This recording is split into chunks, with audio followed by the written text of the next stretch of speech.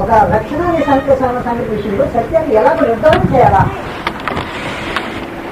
కీర్తన గ్రంథం 119వ అధ్యాయం 160 వచ్చిన సమాచారం రావండి. ఒక విషయము సత్యమని నిర్ధారణ చేసేది ఎలాగో, వాక్యాన్ని సత్యమని నిర్ధారణ చేసే పద్ధతుల గురించి మాట్లాడేది. అక్కడ 160 వచ్చిన 119, 160 వచ్చిన చదువు. అంటే మొత్తం చదువు, సగం కొడతాను ఎందుకు?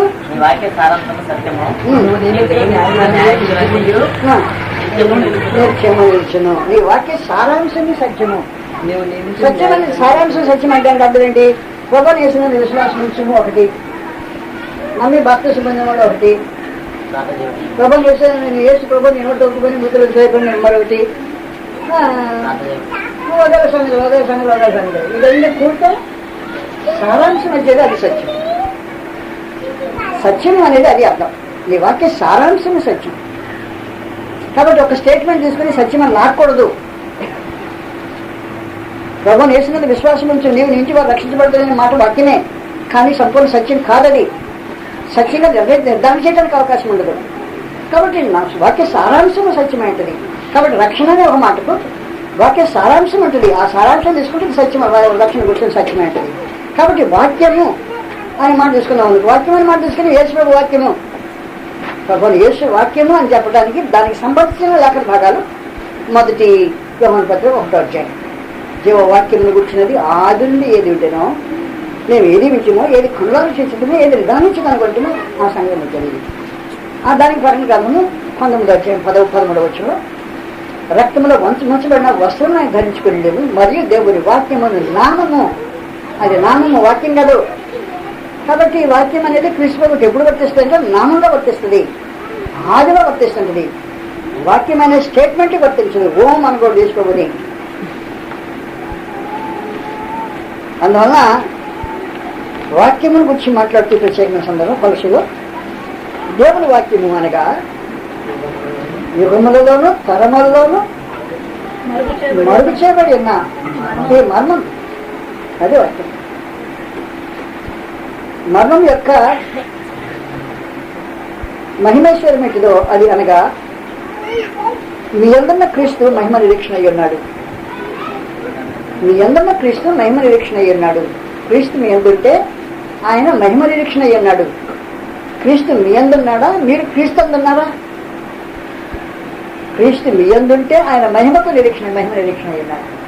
క్రీస్తు నీలో రాకపోతే నీకు మహిమ నిరీక్షణ లేదానికి అవకాశం ఉంది. మీ అందు క్రీస్తు.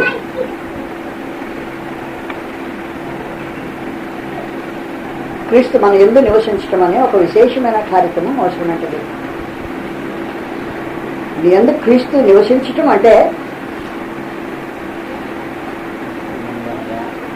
నువ్వు ఆయన కోసం బ్రతకటం అని అర్థం. నీవు నివసించేది క్రీస్తు ప్రభు అయితే నువ్వు ఆయన కోసం బ్రతుకుతున్నావు అని అర్థం. గలతీయులకు రాసిన పత్రిక 2వ అధ్యాయం 20 వచ్చింది సమాచారం రాబడింది. మీ అందరిలో క్రీస్తు మహిమ నిరీక్షణ అయ్యి ఉన్నాడు. నేను క్రీస్తు పాటు సిలువబడి ఉన్నాను. జీవించేవాడు నీకు నేను కాదు, క్రీస్తు నా యందు జీవిస్తున్నాడు. కాబట్టి ఏంటి? నా యందు క్రీస్తు జీవిస్తున్నాడు. అది విశేషమైన క్రీస్తు నా యందు జీవిస్తున్నాడు. నీ యందు క్రీస్తు నిద్రపోతున్నాడా? జీవిస్తున్నాడు. అద్దంలో క్రీస్తు నిద్రపోతున్నాడు.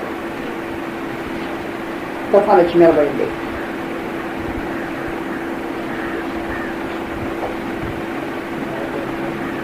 మన ఏందన్నా క్రీస్తు మహిమ నిరీక్షణ అయి ఉన్నాడు. క్రీస్తు ప్రభు మన జీవితాలకు మహిమ నిరీక్షణ అయి ఉన్నాడు. మొదటి పేతురు పత్రిక 3వ అధ్యాయం 15వ వచనం సమాచారం రాబడింది. క్రీస్తు మన మీద నివసించడం అనే ఒక విశేషమైన కార్యక్రమం. క్రీస్తు మనలో నివసించితే క్రీస్తు కోసం మనం బ్రతుకుతున్నాం అని దాని అర్థం. గలతీయులకు రాసిన పత్రిక 2వ అధ్యాయం 20వ వచనం ప్రకారం ఇప్పుడు క్రీస్తు ప్రభు మన మీద నివసించడం అనే ఒక విశేషమైన కార్యక్రమం ఉంది. విశ్వాసంలో మన హృదయంలో నివసించాలని దేవుడు కోరుకుంటాడు. 15వ వచనం సమాచారం రాబడింది. మొదటి పేతురు 3వ అధ్యాయం 15వ వచనం. మన యందు క్రీస్తు 3వ అధ్యాయం మొదటి పేతురు 15వ వచనం సమాచారం రాబడింది. మర్చిపోయారు.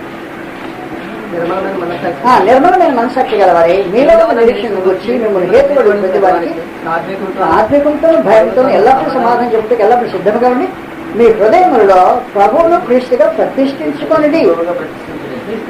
క్రీస్తును ప్రభుగా ప్రతిష్ఠించు.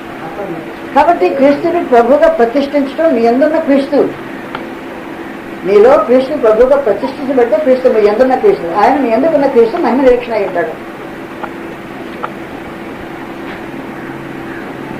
క్రీస్తు మన యందు ఉంటే మనం క్రీస్తు కొరకు జీవిస్తుంటాం. ఎక్కడ జీవించేవాడు నేను కాదు, క్రీస్తే నా యందు జీవిస్తున్నాడు. నా యందున్న క్రీస్తు నా యందు జీవిస్తూ ఉన్నాడు, క్రీస్తు జీవిస్తూ ఉన్నాడు. కాబట్టి క్రీస్తు మన యందు జీవిస్తుంటే అది మహిమ జీవితం ఏంటంది. అనేక గతంలో మీకు సంగతి చెప్పారు. అనేక సార్లు ప్రభువుని యేసు క్రీస్తు మన హృదయాల్లో ఎల్లప్పుడూ ఉండడు. ఏం చేస్తాం? ఆయన్ని బయటికి త్రోసేస్తాం. నిలువెచ్చని బ్రతుకు మొదలెట్టేవనుకో, నిలువెచ్చని బ్రతుకు బ్రతికితే ఆయన లోపల ఉండడానికి అవకాశం లేకుండా నువ్వు చాలా బిజీ, నీకు చాలా ఇంపార్టెంట్ మనుషులు ఉన్నారు, చాలా ఇంపార్టెంట్ పనులు ఉన్నాయి ప్రభు కంటే. కాబట్టి నువ్వు చెప్తే చాలా బిజీ అండి, బంధువులు వచ్చారు, బిజీ అండి నాకు అది అని నువ్వు ఏదో ఒకటి చెప్తుంటావు. అప్పుడు ప్రభు నేసి మెల్లగా నిలవచ్చు బయటికి, నీకు ఆయనకి స్థలం లేకుండా మెల్లగా బయటకు వెళ్ళిపోతాడు. బయటకు వెళ్ళిపోయి ఏం చేశాడు? క్రీస్తు నీలో ఉన్నాడా? లేదు, బయట ఉన్నాడు తలుపు దగ్గర. ఇదిగో నేను తలుపు మొదలు తట్టుచున్నాను. క్రీస్తు లోపల లేడు, నీ యందు లేడు, నీ బయట ఉన్నాడు. నిలువెచ్చిన జీవితానికి క్రీస్తు బయట ఉన్నాడు, లోపల లేడు. నీ యందు క్రీస్తు కాడు ఆయన. కనుక మనుషులు క్రీస్తులో ఉన్నాడు అని ఆలోచన చేస్తూ నిలువెచ్చని బ్రతుకుతుంటాడు. తన యందు క్రీస్తు మహిమ నిరీక్షణ వేయడానికి అవకాశం ఉంటుంది. నేను గ్రంథం బట్టి మీకు తెలియజేసినట్టు ఒక్కొక్కసారి క్రీస్తు బాబు మన కాళ్ళ కింద ఉంటాడు. నీ అందున్న క్రీస్తు నీ కాళ్ళ కింద ఉన్నాడా? నీ అందున్న క్రీస్తు నీ బయటకు వచ్చేసాడా? నీ హృదయ స్థానం లేక బయట ఉంటాడు. ఇదిగో తలుపు దండు తడుస్తున్నాను, బయట ఉన్నాడు, తలుపు తడుతున్నాడు. నీ అందు లేడు, నీ బయటకు వచ్చేసాడు. ప్రకటన 3వ అధ్యాయం 10వ వచనం వరకు. ఇప్పుడు ప్రత్యేకించి కాళ్ళ కిందకు వచ్చాడు క్రీస్తు. కాళ్ళ కిందకి ఎప్పుడు వచ్చాడంటే నువ్వు పాపం చేస్తుంటే బుద్ధిపూర్వకంగా నీ కాళ్ళ కిందకి పడేసాడు. నువ్వు బయటవా ఆయన బయటకు పోయి నేను ఏం చేసిన కాళ్ళకేసి తొక్కుతూ ఉన్నాడు. కాబట్టి నీ అంతున్న క్రీస్తు నీ హృదయంలో లేకుండా నీ కాళ్ళ కిందకు వచ్చాడంటే నీకు మహిమ నిరీక్షణ అయ్యాడు, నీకు శాపమై ఉంటాడు. క్రీస్తు నీకు శాపమై ఉంటాడు. కాబట్టి హెబ్రీ పత్రిక 10వ అధ్యాయంలో 26వ వచనం సమాచారం రావండి. మన యందున్న క్రీస్తు మహిమ నిరీక్షణ అయి ఉంటాడు. క్రీస్తు మన యందు లేకపోతే మహిమ నిరీక్షణ అయ్యాడు, శాపమై ఉంటాడు.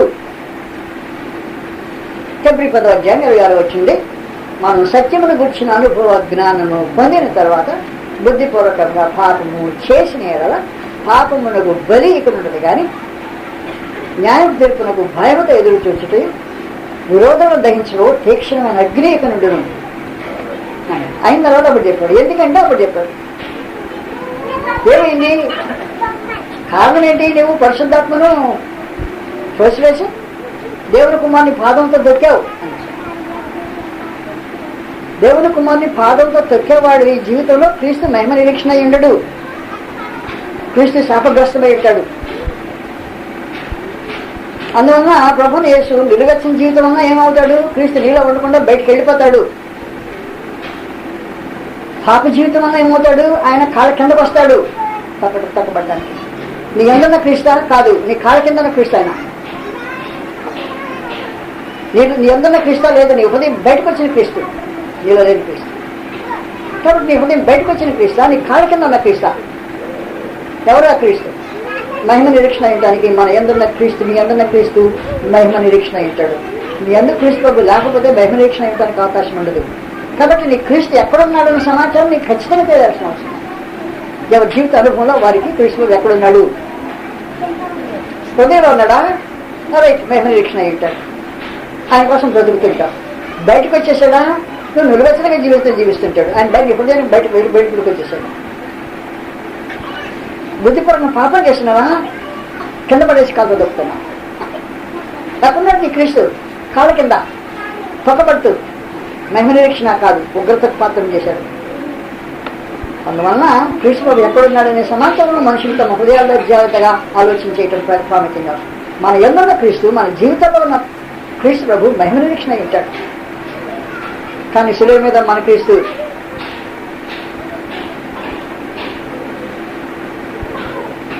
తల్లిని వచ్చిన వాడు తప్పిపోతే, మార్గం తప్పిపోయాడు అనుకో, కృష్ణుడు ఎక్కడుంటాడు? నీ కృష్ణుడు నివేస్తున్నావు, శిలువు అక్కడ ఉంటాడు, శిలువ మీద ఉంటాడు. క్రీస్తు ప్రభు నీ చేత సిలువేయబడిన స్థితి మహిమ నిరీక్షణ కాదు, శాపగ్రస్తమైన స్థితి అది.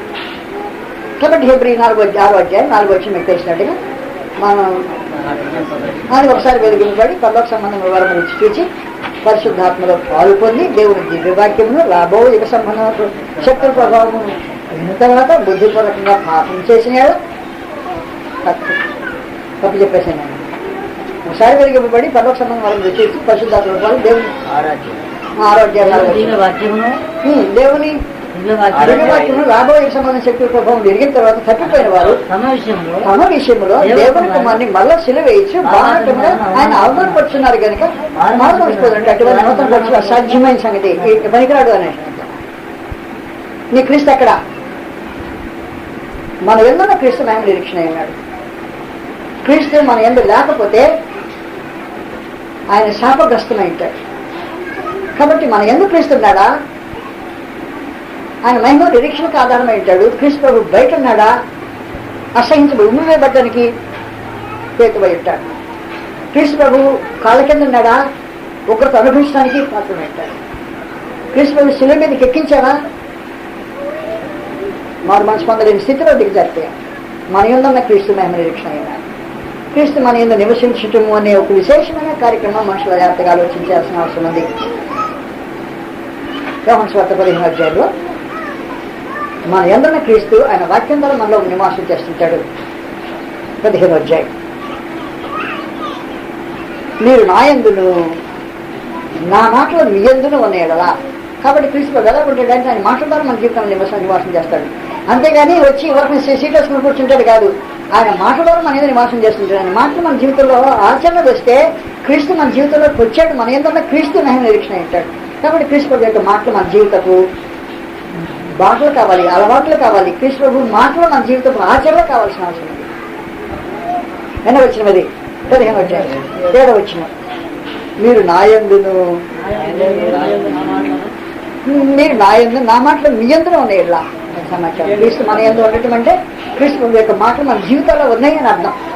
అంతేగాని ప్రభు నేర్చు కూర్చుంటారని అర్థం కాదు, సీరియస్గా కూర్చుంటారని అర్థం కాదు. ఆయన మాటలు మనలో ఉంటాయి అన్నమాట. క్రీస్తు మన యందు ఆయన మాటలు మన యందు ఉంటే అది మహిమ నిరీక్షణ అయి ఉంటుంది. ఇక్కడ చేయించి కాబట్టి క్రీస్తు ప్రభు మాటలను త్రోసివేశామా? ఆయన త్రోసివేశాము, హృదయంలోని బయటకు వచ్చేసాడు, కింద పడేసాము, కాళ్ళ కిందకు వచ్చేసాడు, మళ్ళీ బాగా సిలివేశాం, సిలివైకి ఎక్కేసాము. కాబట్టి మన క్రీస్తు ప్రభు ఎక్కడున్నాడని సమాచారం మన జాగ్రత్తగా ఆలోచించాల్సిన అవసరం ఉంది. అనేక సార్లు మన క్రీస్తు ప్రభు నోటి మాటల మీద ఉంటాడు, ప్రభా ప్రభా ప్రభా అంటుంటాడు. నోటి మాటలు యేసు ప్రభు అంతే, నోటి మాటలు యేసు ప్రభువే కానీ నీ జీవితం మాటలు యేసు ప్రభు కాదు. ఆయన నా 6 వచ్చిందో నేను చెప్పిన మాట ప్రకారం మీరు చేయక ప్రభా ప్రభా ఎందుకు అంటారా? నోట్లో ఎందుకు ఊరేసుకుంటున్నాను అని. నీ నోట్లో ఊరేసుకోవద్దు, ఇది నోట్లో ఊరిపోయే పేరు కాదు. నేను చెప్పిన మాట ప్రకారం 6 లోకస్వార్త 6 నేను చెప్పిన మాట ప్రకారం మీరు చేయక ప్రభా ప్రభా నేను పేరు చెప్పుకు. అందువల్ల క్రీస్తు మన యందు అనే ఒక విశేషమైన సంగతిని గురించి కలుసులకు పౌరులు తేటగా మాట్లాడతాడు. మన యందునే క్రీస్తు మహిమ నిరీక్షణ ఉంటాడు. క్రీస్తు మన యందు లేకపోతే మన శాపగ్రస్తులమైంట. క్రీస్తు మన యందు నిలిచించమంటే నిలిచించమంటే ఆయన మాటలు మన జీవితంలో కార్యసాధనం అవుతుందనే ప్రత్యేకమైన సంగతిని గురించి వారికి హెచ్చరిక చేశాడు. కాబట్టి పదశీలకు మాట్లాడుతూ ఈ సమాచారము అపోస్తలుడైన పౌలు వారిని సజీవంగా క్రీస్తు శరీరమైన సంఘంగా సజీవంగా తీర్చిదిద్దటమనే కార్యక్రమంలో నిమగ్నమై ఈ కార్యక్రమం జరిపిస్తున్నాడు.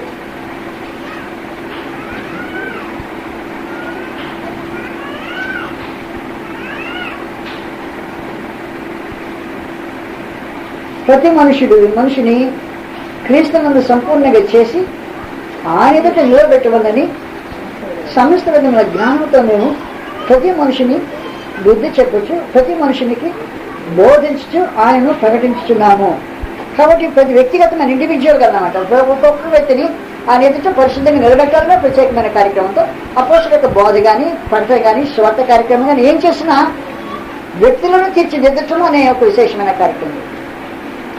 వ్యక్తిగా నీవు తీర్చిదిద్దబడాల్సిన అవసరం ఉంది. నీవు ఏ అవయంగా ఉద్దేశించబడ్డావు అవయంగా నేను తీర్చిదిద్దటం అనేది అపోస్తలుల యొక్క ప్రకటనలోని ప్రత్యేకమైన ఉద్దేశమే. అందువల్ల దయతో నా మనవాళ్ళకించి నీ షేప్ ఏదో నువ్వు అది సంపూర్ణంగా షేప్ దిద్దబడాల్సిన అవసరం.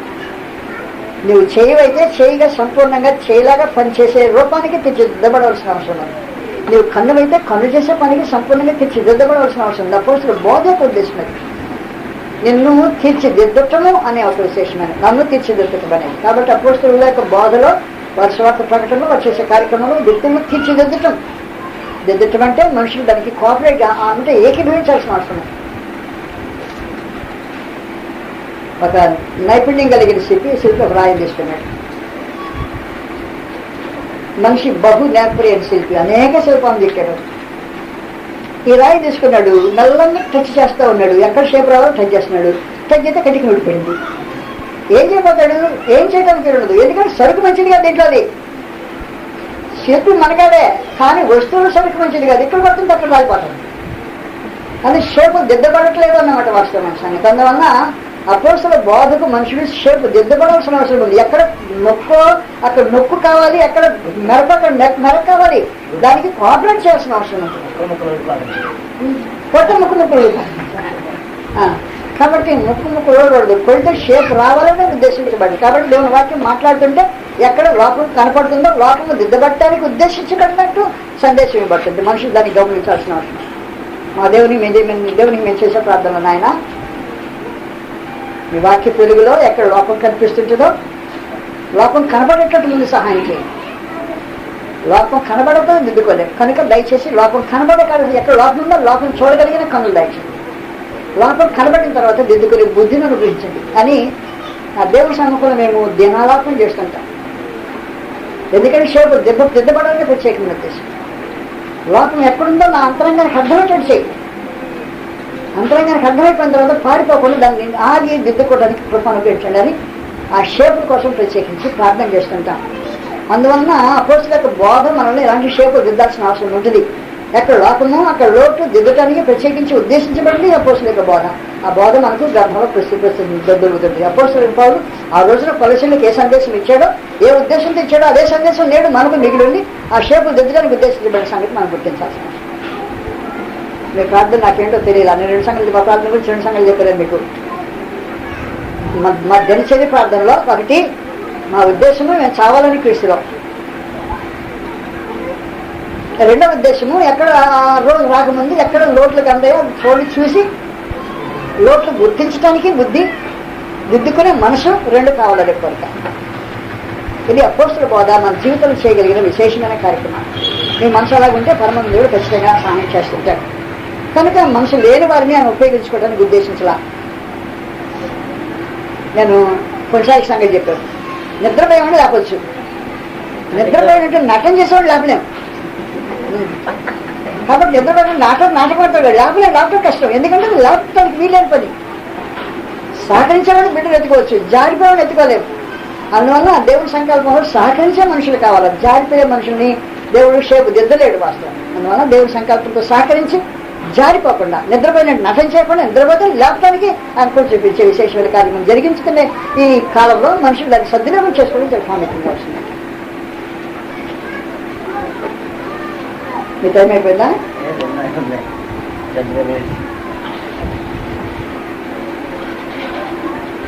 కాబట్టి ప్రతి మనుషుల యొక్క విశేషించాలి. వీళ్ళ నిమిత్తము నాలో బలముగా కార్యశక్తి కలుగజేయు క్రియాశక్తిని బట్టి పోరాడుతూ ప్రయాసపడుతున్నా. కాబట్టి మనుషులను షేపు దిద్దాలనే ఉద్దేశంతో పోరాడుతూ ప్రయాసపడుతున్నా. వాస్తవానికి అపోస్తుల యొక్క బోధ నేటి సువార్తికులకు ఆదర్శం. ఆనాటి అపోస్తులు దేనికి ప్రయాసపడ్డారో ఈ రోజున సువార్తికులు దానికి ప్రయాసపడాల్సిన బాధ్యులై ఉంటారు. కాబట్టి క్రీస్తు ప్రభువులు మనుషులను పరిశుద్ధులుగా నిలబెట్టే కార్యక్రమంలో స్థానిక సంఘం సంపూర్ణంగా సహకరించాల్సిన అవసరం అవుతుంది. ఈ ఆచార వ్యవహారాలు దేవుడి సంకల్పానికి అనుకూలంగా మార్చుకునే మనసు కలిగిన మనుషులు కావాల్సిన అవసరం. లోకపాచారాలు ఉన్నాయి, లోకపు అలవాట్లు ఉన్నాయి.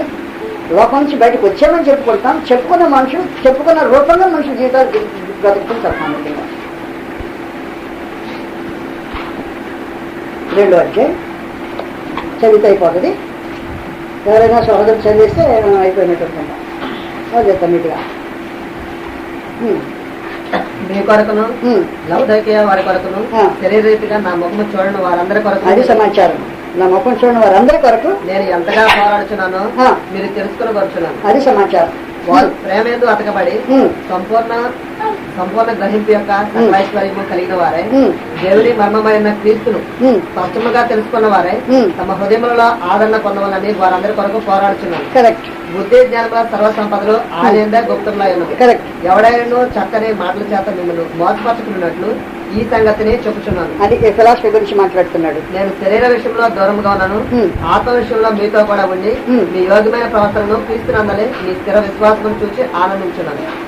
కావున మీరు ప్రభుని క్రీస్తు యేసును అంగీకరించిన విధముగా ఆయన యందు వేరుపారిన వారే ఇంటి వలె కట్టబడుచు మీరు నేర్చుకున్న ప్రకారముగా విశ్వాసమును స్థిరపరచబడుచు కృతజ్ఞాస్థితిలో చెల్లించు విస్తరించు ఆయన యందు నడుచుకొనడి.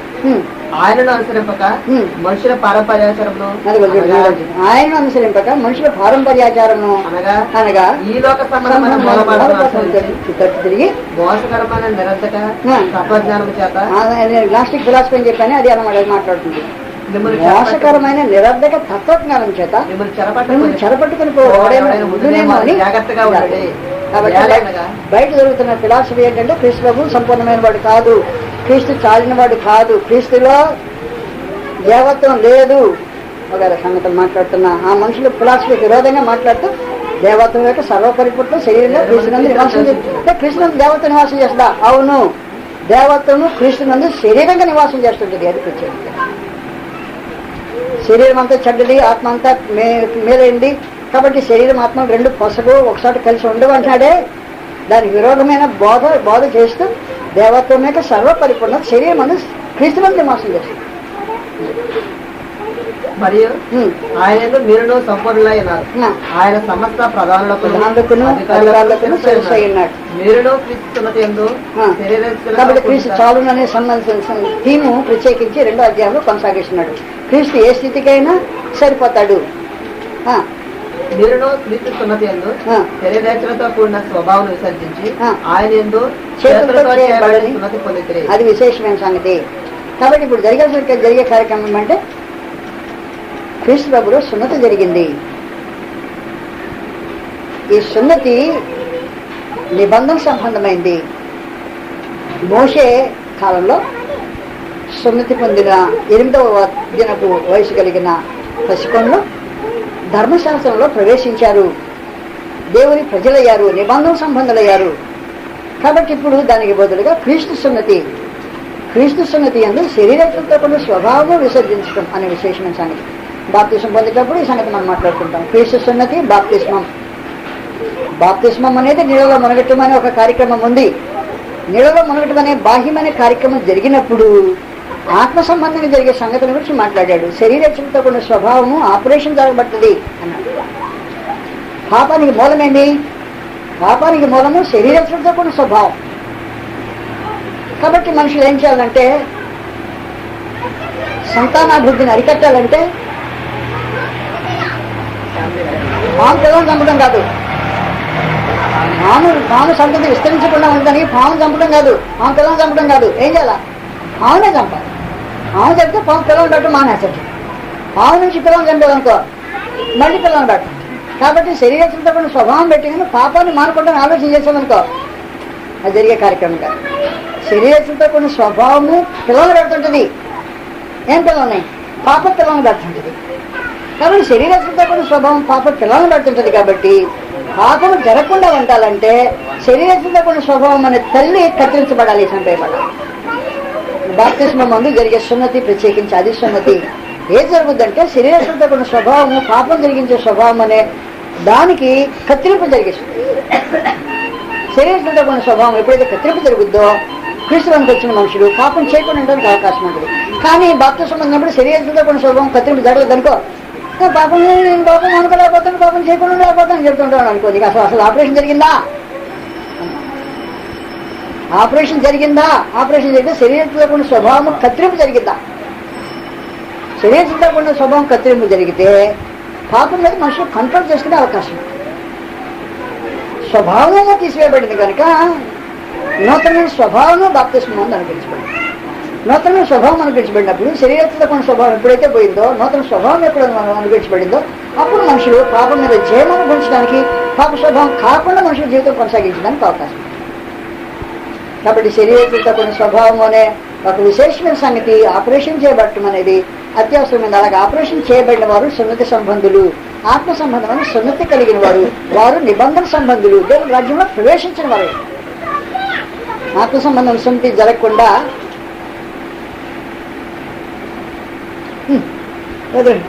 పాపం భలే ఇబ్బంది పడుతుంది బ్రదరు. చూడక శరీరంతో కొన్ని స్వభావం ఆపరేషన్ జరిగిందా అని అడిగా. బాప్తిజం ఉన్నదానండి. నువ్వు బాప్తిజం పొందావా లేదా నేను అడగలేదు. శరీరంతో కూడా స్వభావం ఆపరేషన్ జరిగిందా అని అడిగా. కానీ బాప్తిజం పొందే సమయంలో జరిగే శరీరంతో కూడా స్వభావం ఆపరేషన్ సక్సెస్ అయితే పేషెంట్ బతికాడు అన్నమాట, ఫెయిల్ అయితే పేషెంట్ వచ్చాడు. అది జరిగే విశేషమైన కార్యక్రమం. అందువల్ల ప్రత్యేకం చేయబడింటే ఇది సున్నతి సంబంధమైన కార్యక్రమం, నిబంధనలో ప్రవేశించేది. ఈ నిబంధన సున్నతితో ఇశ్రాయేలు ఎలాగైతే 8వ దిన సున్నతి చేసుకున్నాడు, ఇశ్రాయేలు వంశంలో చేరిన వాడు నిబంధనలో ప్రవేశించి దేవుని ప్రజ అయ్యాడో, అలాగే క్రీస్తు సున్నతి, ఇది మోషే సున్నతి కాదు, ధర్మశాస్త్ర సంబంధం సున్నతి కాదు, క్రీస్తు సున్నతి అందు. క్రీస్తు అందు కత్తిరింపు, సున్నతి అంటే కత్తిరింపు. అందు శరీరచుతో కూడా స్వభావాన్ని కత్తిరించి శరీరం అందు చేతులతో చేయబడిన సున్నతి. అది కత్తిరి తీసుకొచ్చి కత్తిరించేది కాదు, చేతులతో చేయబడిన సున్నతి. అది క్రీస్తునందు అనుభవించే విశేషమైన సున్నతి కార్యక్రమం దేవుని ప్రజలు పొందితే అప్పుడు పాపం మీద జయం అనుభవించడానికి విశేషమైన ఏర్పాట్లు ఉంటాయి. సమాచారం వివరించాడు కదా. పోషణ పౌరులు 2వ అధ్యాయం చెప్పడం ప్రయత్నం చేసేదంటే అనుజులైన మీకోసం నేను ఇప్పుడు శ్రమలో ఉన్నాను. కాబట్టి మీరేం చేయాలంటే ఈ నూతన నిబంధన అనుసరించి మనుషులు కొనసాగించాల్సిన అవసరం ఉంది. ఆయనకు కొనసాగించే విధానం గురించి మరి ప్రత్యేకంగా మాట్లాడుతున్నాను. మీరు బాప్తిస్మంలో ఆయనతో కూడా పాతిపెట్టబడినవారై ఆయన మృతుల నుండి లేపిన దేవుని ప్రభావం మందు విశ్వసించడం ద్వారా ఆయనతో కూడా లేచితిరి. మరియు ప్రాథమికను శరీరమందు సున్నతి పొందక ఉండటం వలన మీరు మృతులై ఉండగా దేవుడు రాత్రూపమైన ఆజ్ఞల వలన మన మీద రుణముగాను మనకు విరోధముగాను నిండిన పత్రమును మేఘలతో సిలువకు కొట్టి దాని మీద చేవరాతను తుడిచివేసి మనకు అడ్డం లేకుండా దానిని ఎత్తివేసి మన అపరాధములన్నింటినీ క్షమించి ఆయనతో కూడా మిమ్మల్ని జీవించారు. అది కరెక్ట్. కాబట్టి ధర్మశాస్త్రాన్ని మనకు అడ్డం లేకుండా ఎత్తేసాడు. ధర్మశాస్త్రం ఎంతకాలం అయితే నిలిచి ఉంటుందో అంతకాలం మనం దేవుని ప్రజలు అయ్యడానికి అవకాశం ఉండదు. ఆయన ప్రధానులను అధికారులను నిరాయుధులుగా చేసి కాబట్టి శిలువలో ఏం జరిగిందంటే అపవాది రాజ్యాన్ని తన కుంపటాలతో కూడా తొలగించేశాడు. రాజ్యం తొలగించబడింది. కాబట్టి తొలగించబడిన రాజ్యంలో తీసుకొచ్చాడు బాహటంగా. అయిపోయాడు అపవాది రాజ్యం కూలిపోయింది అని చెప్పేసి ప్రధానంలో అధికారులను నిరాయుధులుగా చేసి శిలువ దేవోత్సవం చెప్పుకున్న దానిలో వాటిని బాహటంగా తీసుకొచ్చేది. అయిపోయింది అపవాది యొక్క కార్యక్రమం. అపవాది బలం అయిపోయింది, ధర్మశాస్త్రము అయిపోయింది.